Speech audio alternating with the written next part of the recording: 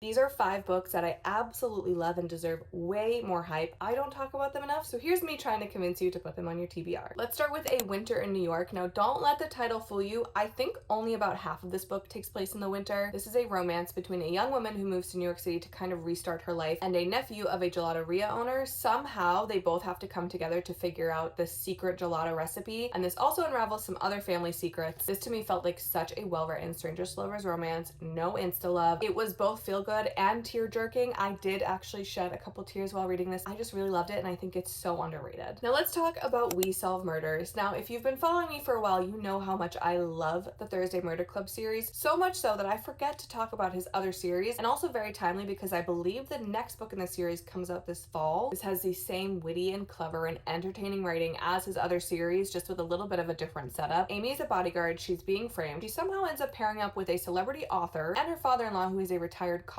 So you also get the same found family vibes, a lot of chaos. The crew somehow is able to escape different scenarios, and I think this is going to have the same trajectory as the Thursday Murder Club, where the books get better and better, so I am very excited for the next one. I love recommending Dark Matter as an intro to sci-fi novel because I think that the suspenseful aspect of it makes it super accessible even for the people that want absolutely nothing to do with science. To be honest, I can't really tell you the plot of this without spoiling anything. I do recommend going into it blind, and it's not like alien paranormal type sci-fi. It's definitely more quantum physics, alternate universe type sci-fi. I promise it's not as confusing as that sounds. It was fast-paced, mind-bending, there's a little bit of romance, really makes you question life choices. I really loved it and I highly recommend. Another incredibly fast-paced book that is also a little bit of a thriller is Famous Last Words. I talk about Wrong Place, Wrong Time by this author so often because it is such a unique thriller. This one is just as unique, but a little bit less psychological thriller and a little bit more suspenseful lit fic. This follows a woman who wakes up one morning to her husband missing, and then she finds out that he is somehow involved in a hostage situation. That's all you need to know. There are so many twists in this book. I read this so fast. I think under 24 hours. The audiobook was fantastic. There's also some romance in this one. Honestly, this book lives rent-free in my head. And lastly, a perfect read for my summer romance lovers, You with a View. Ugh,